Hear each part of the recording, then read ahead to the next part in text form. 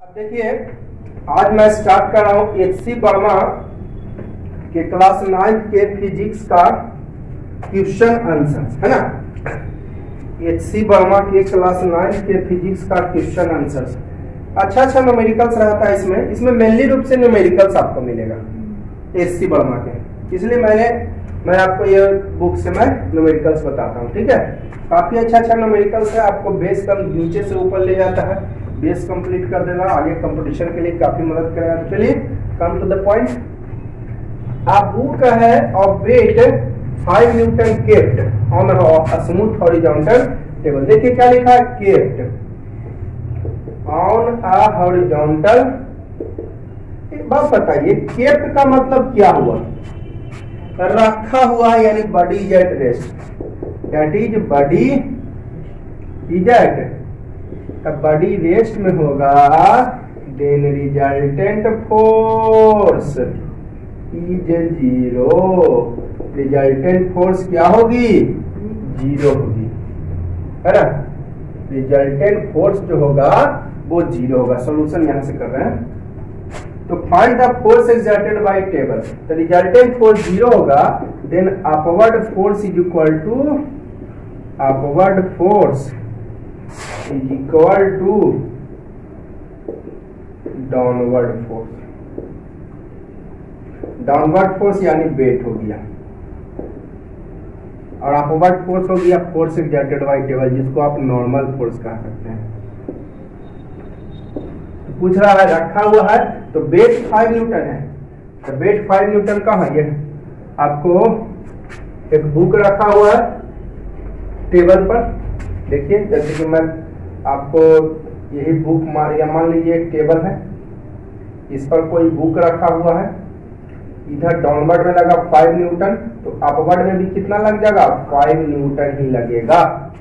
Downward में लगा रखा हुआ है, यानी डाउनवर्ड, ये आपको डाउनवर्ड में वेट दिया हुआ है 5 न्यूटन, तो ऊपर भी 5 न्यूटन। तो फोर्स एक्सर्टेड बाय टेबल लगा रहा है, यानी force exerted by table is equal to हो, यानी upward force is equal to 5 newton answer. इतना लैंग्वेज लिखने जाएंगे हम, डायरेक्ट आंसर बताएंगे। ये तो आप लोगों को बढ़ा चढ़ा दिए समझाने के लिए।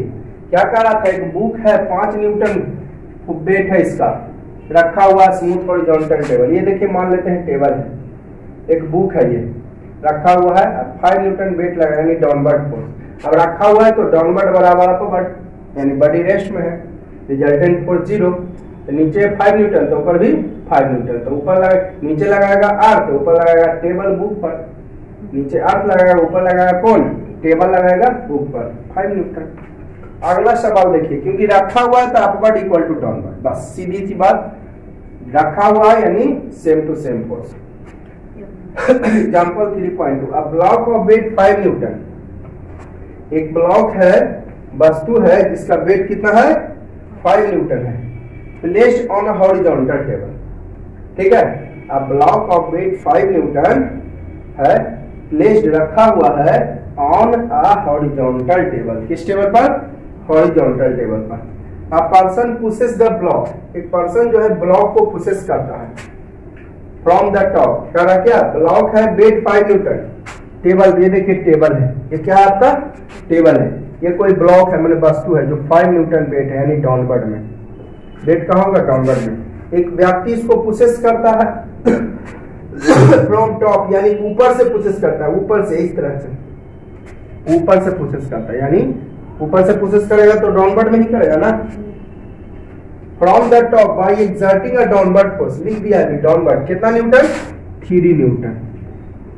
अब एक पर्सन जो है ऊपर से पुशेस करता है डाउनवर्ड में 3 न्यूटन, और find the force exerted by table. Force exerted bye क्या पूछ रहा है? Force exerted by table on the body, है ना। Force exerted by table on the body. तो देखिए अब यहां पर क्वेश्चन का दिया है प्लेस्ड है, placed, block is placed, block is placed मतलब रखा हुआ है, that is body is at rest, यानी ब्लॉक इज एट, तो upward force is equal to then upward force equal downward force. बस simply upward force equal to क्या, तो downward में कितना फोर्स लगा टोटल एक तो 5 न्यूटन अर्थ लगा रहा है और दूसरा एक व्यक्ति लगा दिया, तो कितना न्यूटन हो गया 5 न्यूटन प्लस 3 न्यूटन यानी 8 न्यूटन। कितना न्यूटन 8 न्यूटन। तो force exerted by table, force exerted by table है ना ऑन द बॉडी कह रहा है। तो force exerted by table on the body यानी कौन direction, downward direction. Table downward में लगा, ध्यान से देखिएगा। Force exerted by table on the body, तो बताइए ये पर्सन लगा है डाउनवर्ड, तो टेबल कहाँ लगाएगा अपवर्ड है ना, यानी force exerted by table bracket में डाउनवर्ड होगा या अपवर्ड होगा, अपवर्ड होगी। टेबल लगाएगा फोर्स अपवर्ड, तो ब्रैकेट में यहां पर लिख देता हूं कौन फोर्स, अपवर्ड फोर्स। ठीक है, इक्वल टू कितना न्यूटन 8 न्यूटन। अभी आपने क्लियर हो गया आप लोग को 8 न्यूटन कैसे आया है ना। फिर से प्रश्न देख लीजिए आप, ब्लॉक ऑफ 5 न्यूटन, तो 5 ब्लॉक ऑफ वेट का मतलब gravitational force 5 Newton downward on horizontal table. कैसा टेबल पे है, हॉरिजॉन्टल टेबल है, टेबल पे रखा हुआ एक ब्लॉक है। A person pushes the block from the top, एक आदमी भी जो है इसको पुश कर रहा है ऊपर से टू अ डाउनवर्ड फोर्स। अच्छा डाउनवर्ड यानी नीचे की ओर फोर्स लगा रहा है, downward force 3 Newton on it. तो यहाँ पर देखिए टेबल पर एगो तो फोर्स लग रहा है और दूसरा ये लगाया ब्लॉक पर 3 न्यूटन, तो ब्लॉक भी इस पे लगा देगा। ब्लॉक तो लगा ही ना, ब्लॉक भी तो लगा है ना इस पे फोर्स जी। टेबल पे केवल अर्थ लगा रहा है, ये ब्लॉक भी नीचे की ओर धकेल रहा है, तो टेबल ऊपर की ओर। Block pushes downward then table pushes upward है ना। Block pushes downward then table pushes upward. यहां पर लिख देता हूं मैं ऐसा, ठीक है, लैंग्वेज लिख देता हूं थोड़ा पढ़ा के। Block pushes downward, block pushes downward then table pushes upward है ना। ब्लॉक जो है डाउनवर्ड पुश करेगा तो टेबल जो है अपवर्ड पुश करेगा। ब्लॉक, ये ब्लॉक जो वस्तु है डाउनवर्ड पुश करेगा तो ये टेबल अपवर्ड पुश करेगा। तो find the force exerted by table, तो फोर्स एक्सर्टेड बाय टेबल है ना, तो टेबल कहां पुश करेगा अपवर्ड है ना। ब्लॉक पुशेस डाउनवर्ड तो टेबल अपवर्ड, तो कितना न्यूटन हो जाएगा, दो गुण हो गया, एगो 5 एगो 3 यानी 8 न्यूटन। क्योंकि यहाँ पर कहा दिया प्लेस्ड है, रखा हुआ है, तो डाउनवर्ड में लग रहा है 8 न्यूटन, तो अपवर्ड में ही लगेगा। यहाँ पे स्पष्ट कर दिया है कि प्लेस्ड है, रखा हुआ है, यानी बॉडी रेस्ट में, यानी डाउनवर्ड बराबर है अपवर्ड। तो डाउनवर्ड में टोटल कितना 8 न्यूटन, तो अपवर्ड में भी 8 न्यूटन। अगला सवाल देखिए, आप force F1 on a 2 kg body produces acceleration है ना, F1 के लिए ले रहा है। F1 में कितना मास है 2 kg, एक्सेलरेशन कितना है 2.5 मीटर पर second square. Another force F2 है ना, अनदर फोर्स 4 F1 के लिए ले रहे हैं, मास है 2.0 kg यानी 2 kg, एक्सेलरेशन 2.5 मीटर पर सेकंड स्क्वायर। F2 के लिए ले रहे हैं है ना, 4 F2 के लिए ले रहे हैं, मास कितना है 5.0 kg। Another force F2 acting 5.0 kg यानी 5 kg। 5.0 का मतलब 50 मत समझ जाइएगा, और एक्सेलरेशन 2.0 मीटर पर सेकंड स्क्वायर यानी 2 मीटर पर सेकंड स्क्वायर। तो कहता है F2 बाई F1 बताइए, क्या बताइए F2 बाई, लगाइए फॉर्मूला है, क्या फॉर्मूला, मास इंटू मा, F इज इक्वल टू मा। F2 में सब कुछ F2 वाला है, F1 में सब कुछ F1 वाला, तो F2 में कितना मास हो गया 5 kg इंटू एक्सेलरेशन 2 मीटर पर सेकंड स्क्वायर। F1 वाला में मास हो गया 2 kg इंटू एक्सेलरेशन 2.5 मीटर पर सेकंड स्क्वायर। तो ये तो मीटर पर सेकंड स्क्वायर, kg सब गायब हो जाएगा, 2 से 2 हो जाएगा कैंसिल, और 2.5 से 2 टाइम्स यानी 2 हो जाएगा आंसर। केजी कैंसिल, मीटर पर सेकंड स्क्वायर कैंसिल। अगला है find the value of F1 and F2 in example. तेरा के तो आसान है जी। F1 और F2 का वैल्यू बताइए। 3.3 एग्जांपल यानी इसी में F1 और F2 का वैल्यू बताना है इस एग्जांपल में। 3. F1 का वैल्यू कितना लगा दीजिए,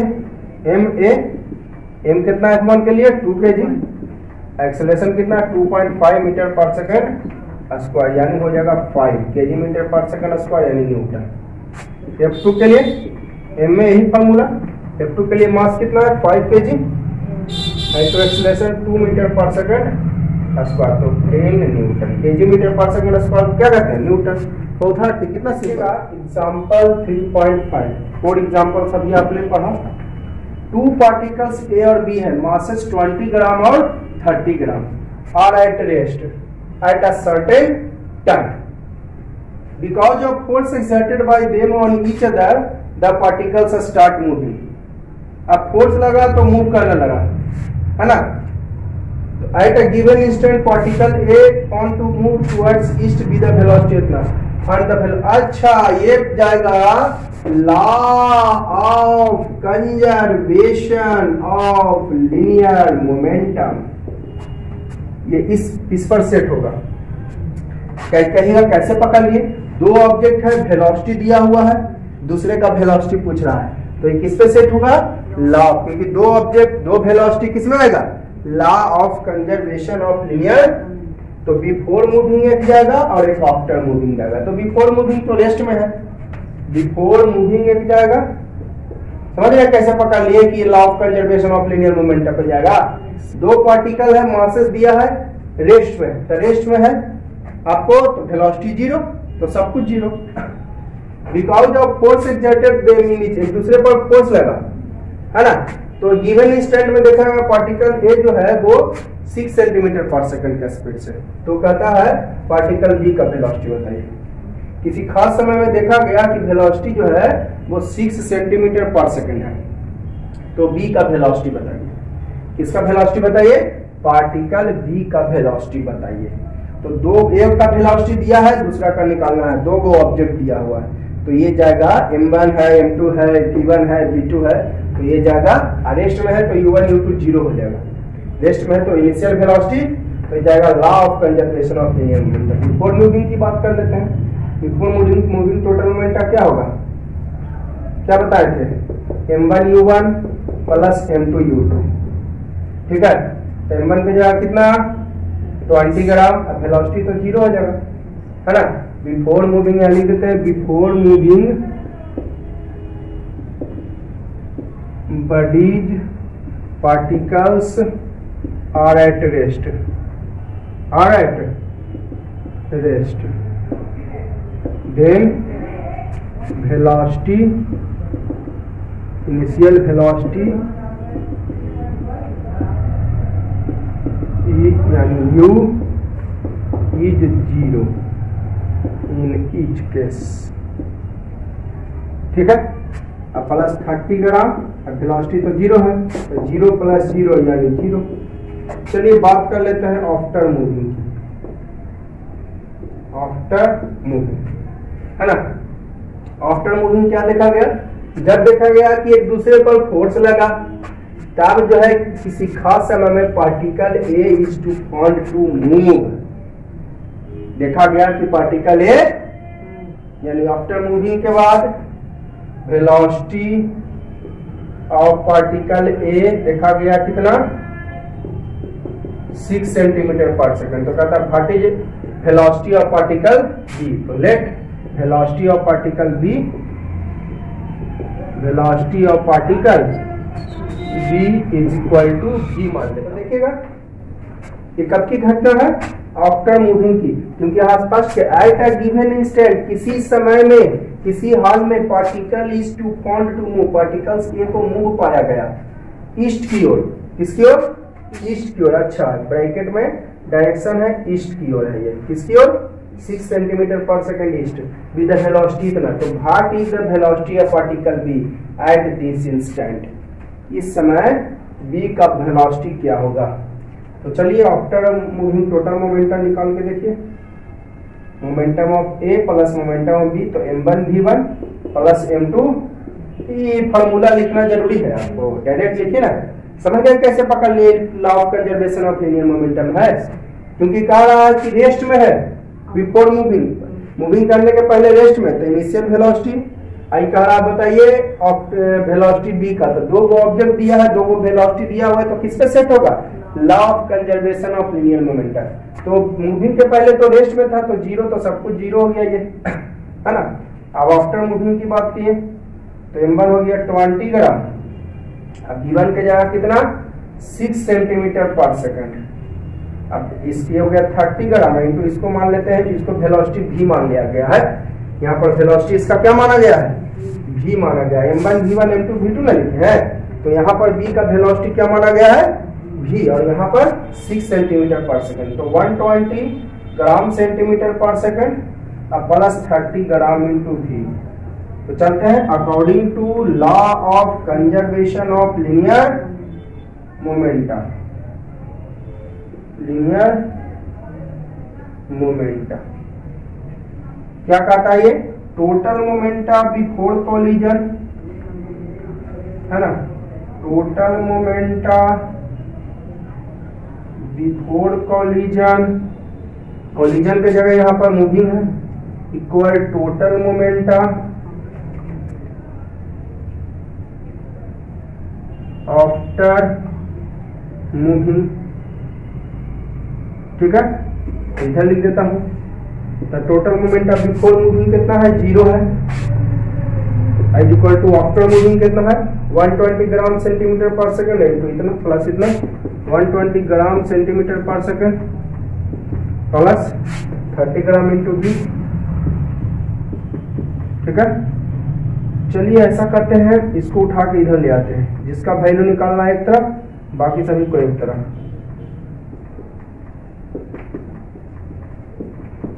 ग्राम से ग्राम कैंसल, 30 से 4 टाइम्स, तो v आ गया -4 सेंटीमीटर पर सेकंड, तो निगेटिव साइन आया ना, तो निगेटिव साइन क्या इंडिकेट कर रहा है, अपोजिट डायरेक्शन, है ना, negative sign indicates that opposite direction, यानी that is opposite direction, minus sign that is opposite direction,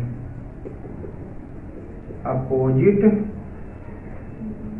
direction, है ना, माइनस साइन का मतलब क्या हो गया, अपोजिट डायरेक्शन, है ना, minus sign that is opposite direction हो गया, ठीक है। तो अपोजिट डायरेक्शन यानी ये ईस्ट में गया, तो ये, तो velocity of particle B 6 centimetre पर सेकंड बेस्ट, है ना, velocity of particle B 6 centimetre पर सेकंड बेस्ट, यही हो गया आपका आंसर। क्लियर, फिर से एक बार देख लीजिएगा, यहां पर ये ईस्ट में है, माइनस साइन आया है, minus sign that is opposite direction, तो ये ईस्ट में, तो ये क्लियर, डाउट है 6 सेंटीमीटर, ओ सॉरी यहाँ पर मिस्टेक हो गया, 4 सेंटीमीटर यहाँ पर होगा, v का वेलोसिटी हो गया 4 सेंटीमीटर पर सेकंड, यहाँ पर 6 लिखा गया था ना, 4 सेंटीमीटर पर सेकंड, a का वेलोसिटी हो गया 6 सेंटीमीटर पर सेकंड, अब वेलोसिटी ऑफ पार्टिकल b कितना आया 4 सेंटीमीटर पर सेकंड, और माइनस आया यानी अपोजिट डायरेक्शन, तो बेस्ट। क्लियर है। अब देखिएगा example 3.6, a cube of edge of length 5 centimetre, एक क्यूब है, क्यूब का फिगर तो जानते हैं इस तरह से बनता है, सब लोग जानते हैं, अंदर वाले को अंदर से मिला दीजिए और बाहर वाले को बाहर से, साइड कितना है 6 सेंटीमीटर, प्रत्येक साइड सेम होता है इस क्यूब का, है ना। द प्रेशर है सेंटर 12 पास्कल, प्रेशर है 12 पास्कल, ठीक है। The force exerted by liquid, है निकालना है, फोर्स निकालना है, तो एक फोर्स का डायरेक्ट या प्रेशर जब दिया है तब फोर्स का डायरेक्ट फॉर्मूला होगा प्रेशर इनटू एरिया, है ना, आपका प्रेशर इनटू एरिया, तो एरिया का क्या होगा साइड स्क्वायर, एरिया क्या हो जाएगा साइड स्क्वायर। ऐसा करता हूं एरिया में इधर साइड में निकाल देता हूं आप लोगों को, एरिया मैं आपको साइड में इधर निकाल के रख देता हूँ, ठीक है। एरिया होता है ए मीन्स एरिया ऑफ फेस, या एरिया ऑफ क्यूब कहिए, फेस कहिए, सब एक ही होता है। साइड स्क्वायर क्या निकलेगा, साइड स्क्वायर। साइड कितना है 5 सेंटीमीटर का होल स्क्वायर, यानी 25 सेंटीमीटर का स्क्वायर, ठीक है। अब देखिए ये पास्कल है एसआई में और ये सीजीएस में। पास्कल टच में है एसआई में और ये क्या है सीजीएस में, तो इसको एसआई में बदलना पड़ेगा। तो जरा देखिए आप पढ़े हैं कि 1 मीटर में 100 सेंटीमीटर, देन 1 मीटर स्क्वायर की अगर बात इधर स्क्वायर तो इधर भी स्क्वायर, तो 102 टाइम तो 4 जीरो चल जाएगा। देन तो मीटर स्क्वायर को सेंटीमीटर स्क्वायर में बदलने के लिए 10,000 से इंटू, तो सेंटीमीटर स्क्वायर को मीटर स्क्वायर में बदलेंगे तो डिवाइड। पहले भी मैंने इसकी चर्चा की थी, थोड़ा रिपीट करते जाता हूं, है ना, ठीक है। 1/10,000 मीटर स्क्वायर, तो सेंटीमीटर स्क्वायर है, मीटर स्क्वायर में बदले तो 10,000 से डिवाइड मीटर स्क्वायर, ठीक है। क्लियर है? डाउट हो तो आप लोग कमेंट जरूर करिएगा, है ना। तो चलिए इतना हो गया, तो एरिया कितना आ गया 25/10,000 मीटर स्क्वायर। तो फोर्स का फॉर्मूला प्रेशर इंटू एरिया, तो प्रेशर 12 पास्कल, तो एरिया हो गया 25/10,000 मीटर स्क्वायर, ठीक है। तो ये कट जाएगा 25 से कितना टाइम्स 400, ठीक है। ये 4 से 3D, 4 से कट जाएगा 100, यानी 3/100। सारा डेटा एसआई तो रिजल्टेंट भी, तो ये भी एसआई, ये भी एसआई, तो ये एसआई में आ जाएगा न्यूटन, तो हो जाएगा 0.03 न्यूटन आंसर, ठीक है। एक नजर फिर से जरा देख लीजिए, आपको क्वेश्चन दिया cube of edge of length 5 centimetre. Length तो है सब कुछ, सब तो इक्वल ही होता है। लेंथ यहां पर साइड का काम करेगा, length of cube is side of cube, है ना। जो क्यूब का लेंथ है वही आपका क्यूब का साइड होगा। तो और प्रेशर दिया हुआ है at the centre face 12 pascal, तो फाइंड द फोर्स। तो प्रेशर दिया है तो फोर्स का डायरेक्ट फॉर्मूला लगा सकते हैं, प्रेशर इनटू एरिया, है ना। प्रेशर का फॉर्मूला होता है फोर्स बाय एरिया, पढ़े ना जी।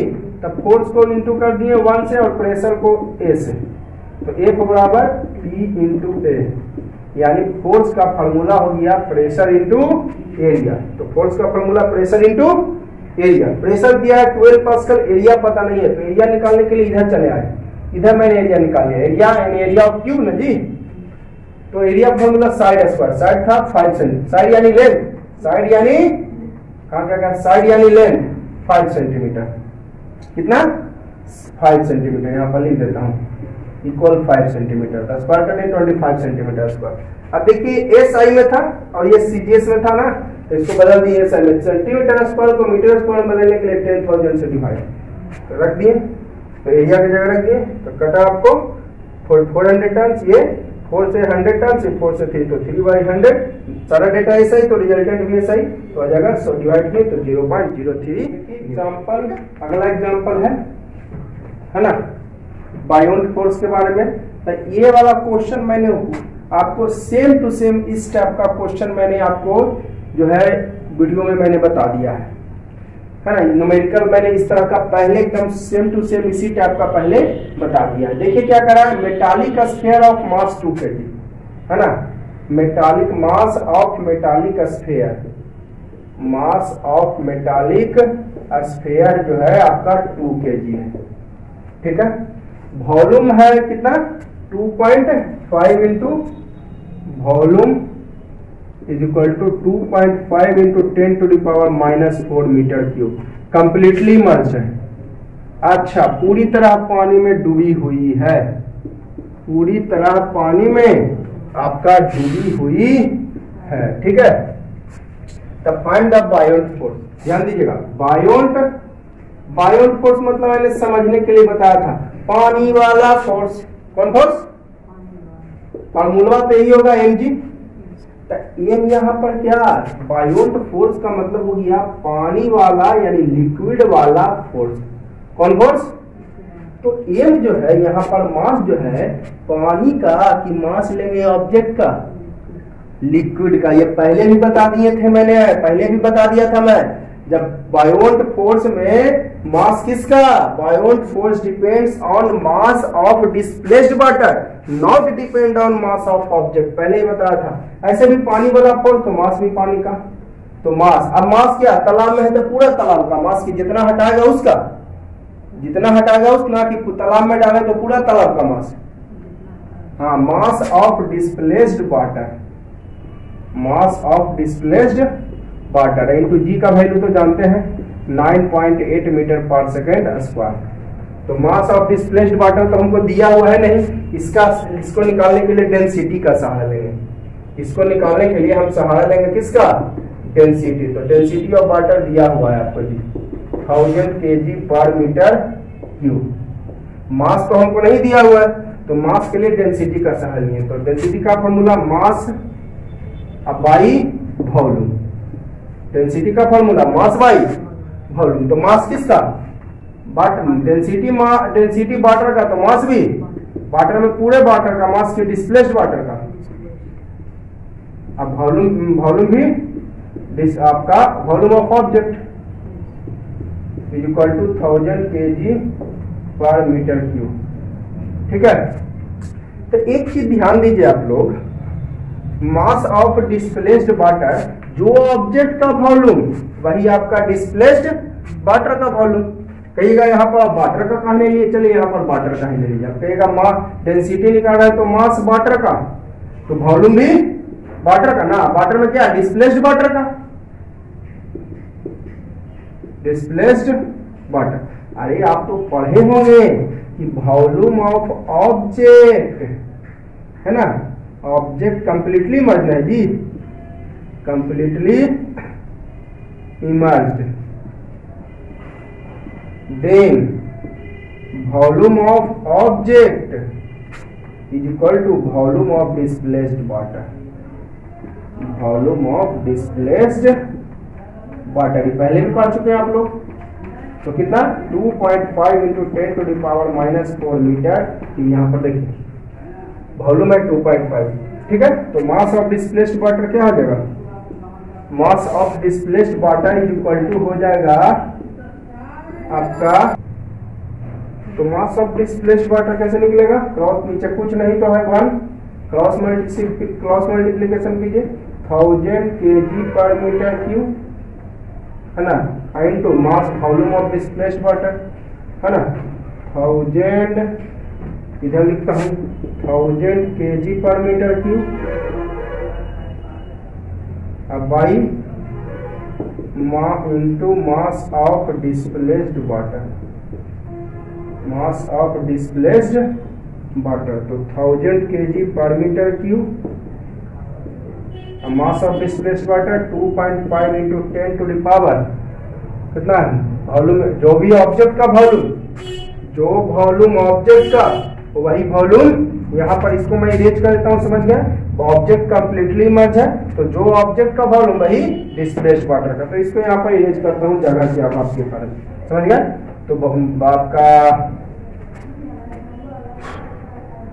यहाँ पर mass of displaced water volume होगा into volume of displaced water.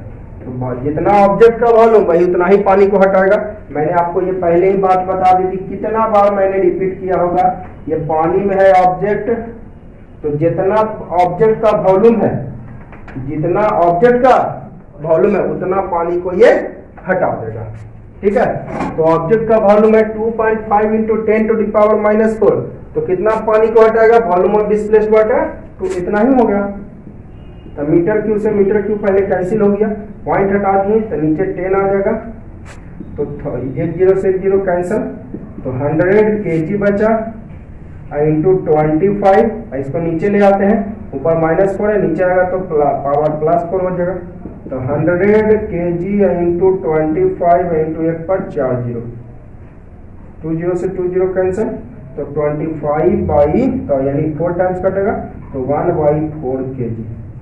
इतना लंबा चौड़ा हम करने जाएंगे, ये तो मुझे समझाना है, तो आपको इतना लंबा चौड़ा किए कि मैं बनाता रहता यहीं पर डायरेक्ट कैलकुलेशन करके बस मास ऑफ डिस्प्लेस्ड वाटर लिख देता। तो मास ऑफ डिस्प्लेस्ड वाटर कितना आ गया, तो 1/4 kg इंटू 9.8 मीटर पर सेकंड स्क्वायर था। इंटू कीजिएगा तो आपका 9.8/4 हो गया मीटर पर सेकंड, केजी मीटर पर सेकंड स्क्वायर, केजी मीटर पर सेकंड स्क्वायर।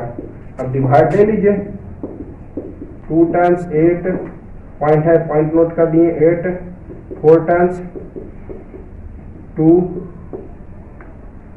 0.5 यानी 2.45 केजी मीटर पर सेकंड स्क्वायर यानी न्यूटन आंसर। देख लीजिए एक बार नजर फिर से, यहाँ आपको निकालना है बायोन फोर्स, पानी वाला फोर्स, तो मास भी पानी का और जी तो खैर सेम होता है 9.8। तो मास नहीं पता था, लगा दिए फॉर्मूला, मास का डेंसिटी के सहारे लिखा है मास बाई वॉल्यूम, तो मास का हो गया आपका हो जाएगा डेंसिटी इनटू वॉल्यूम जी, ये हो गया डेंसिटी और ये वॉल्यूम। तो डेंसिटी दिया है 1000, अब वॉल्यूम ऑफ डिस्प्लेस्ड वाटर नहीं था तो पता, तो जितना ऑब्जेक्ट का वॉल्यूम उतना ही डिस्प्लेस्ड वाटर का, तो कितना इतना, तो सॉल्व करते करते करते करते इतना आ गया, तो रख दिया मास ऑफ डिस्प्लेस्ड वाटर की जगह और जी का वैल्यू 9.8, सॉल्व किए तो इतना आया। एक देखिए एग्जांपल 3.8 एकदम सेम टू सेम इसी से रिलेटेड है, इसलिए इसी में मैं एडजस्ट करता हूं। 3.8 है आपका, bill the sphere discussed in example 7, bill the sphere discussed in example 7 3.7 example 3.7 float और sink in water, है ना, float और sink in water, ये सवाल पूछ दिया आपसे, है ना, क्लियर। ध्यान दीजिएगा, यहां पर सवाल पूछ दिया आपसे कि बिल द स्फीयर, क्या स्फीयर जो एग्जांपल 3.7 में इसमें डिस्कस्ड है वो फ्लोट करेगी या सिंक करेगी, वो तो उस पे वो डिपेंड करता है किस पर, बायोन फोर्स और वेट पर, है ना, बायोन फोर्स और वेट पर डिपेंड करेगा कि फ्लोट करेगा कि सिंक। तो देखिए इन एग्जांपल 3.7 बायोन फोर्स हमको सॉल्व करके आया था 2.45 न्यूटन, है ना, और वेट कितना आएगा था, वेट यानी कौन force, gravitational force, gravitational force, इसके लिए निकाल लेंगे एम जी। एम क्या, मास ऑफ क्या, ऑब्जेक्ट, यहाँ पर एम जो है वो मास ऑफ ऑब्जेक्ट है, एम जो है यहाँ पर मास ऑफ ऑब्जेक्ट, इंटू जी का वैल्यू जानते हैं 9.8 मीटर पर सेकेंड स्क्वायर, तो मास ऑफ ऑब्जेक्ट है 2 kg इंटू 9.8 मीटर पर सेकेंड स्क्वायर यानी 19.6 न्यूटन, है ना, 19 पॉइंट। तो देखिए वेट ज्यादा है यानी W greater than B, W greater than, float करेगा या सिंक करेगा डिपेंड ऑन बायोन फोर्स और W, है ना। वही क्वेश्चन पूछ रहा था, wheel the sphere discuss in 3.7 example में फ्लोट करेगा या सिंक करेगा पानी में, तो वो डिपेंड करेगा फोर्स पर। तो बायोन फोर्स इन एग्जांपल 3.7 में इतना आया, अब वेट कितना आ जाएगा, तो ये 19.6, तो W ग्रेटर है यानी वेट जो है वो क्या है, ग्रेटर है ना, weight greater than buoyant force, buoyant force, then weight ज्यादा है यानी नीचे चल जाएगा, वेट ज्यादा है तो कहां चल जाएगा, नीचे, है ना। यहाँ पर जो है वेट ज्यादा है तो कहां चल जाएगा, बॉडी, ये देखिए फिगर से मैं समझा रहा हूं,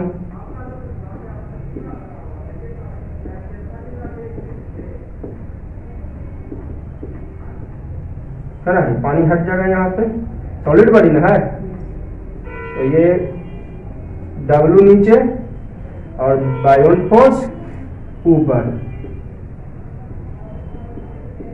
B मैंने बायोन फोर्स ऊपर, तो क्योंकि कौन ज्यादा है, W ज्यादा है, यानी डाउनवर्ड में ना, that is downward force greater, downward force is greater, is greater than body will be sink। तो बॉडी क्या हो जाएगी, सिंक हो जाएगी, डूब जाएगी। यही हमारा यहाँ पर आंसर, बॉडी क्या हो जाएगी, सिंक हो जाएगी। ठीक है, तो ये आज जो मैंने आपको सारा एग्जांपल्स जो है क्लियर कर दिया, आज सारा एग्जांपल जो है इसमें क्लियर कर दिया। ठीक है, अब अगले वीडियो में हम लोग देखेंगे सॉल्व न्यूमेरिकल्स, है ना। इसमें कुछ न्यूमेरिकल्स भी है, न्यूमेरिकल्स पर मैं देखिए मेरा ज्यादा फोकस रहता है, सॉल्व न्यूमेरिकल्स देखेंगे।